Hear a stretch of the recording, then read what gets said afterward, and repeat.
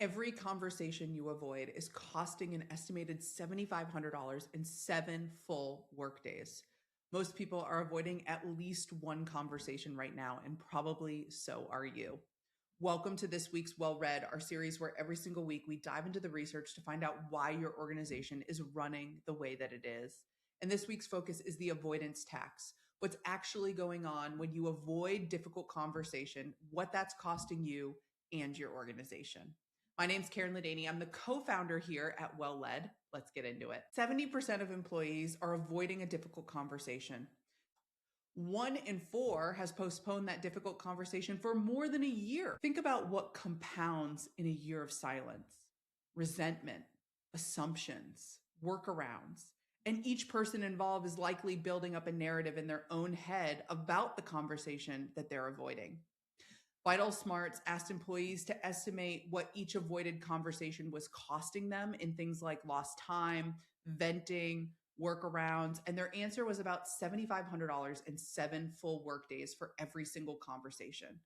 That adds up so quickly, and that doesn't even take into account what's happening culturally. That's just purely from a productivity standpoint.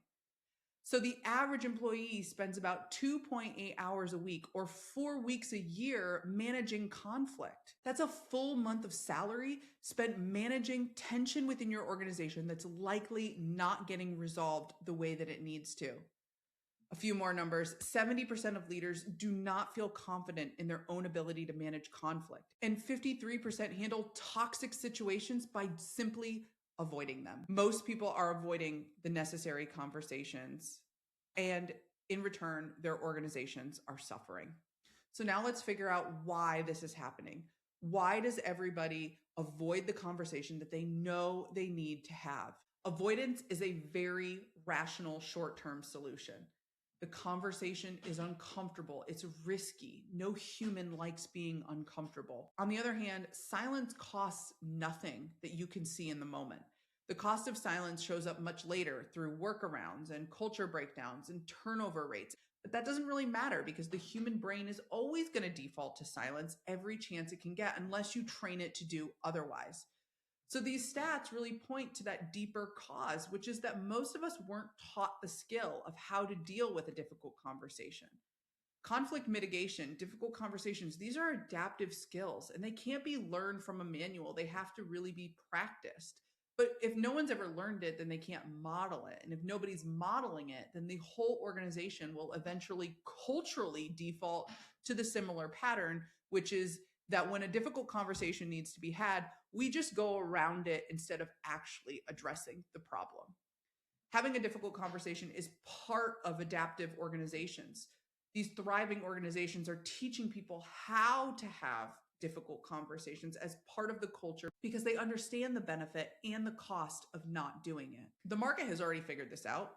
LinkedIn research put out a list of the fastest growing skills, and conflict mitigation was number 2 globally, only behind AI literacy. So that tells us that the skill is scarce and it is valuable. So my challenge to you is to just pick one conversation that you've been avoiding. Maybe it's not the biggest one, but one that's been nagging you for some time that you know, it's like cleaning your closet. You just know you got to do it, but you just keep putting it off. That tension that's been building for weeks, if not months, it's not going to be resolved in one conversation, but you have to start somewhere. So my recommendation is to just start with something like this. I've noticed something that I want to talk about. I'm bringing it up because I care about the organization and this working. Can we find some time this week to chat?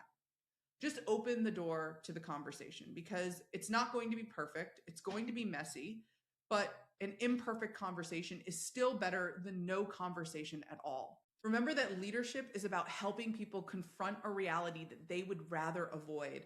And in this instance, it's your reality that you would rather avoid. So this is your chance to make the first move.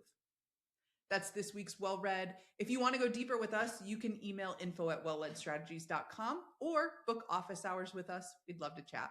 We'll see you next week.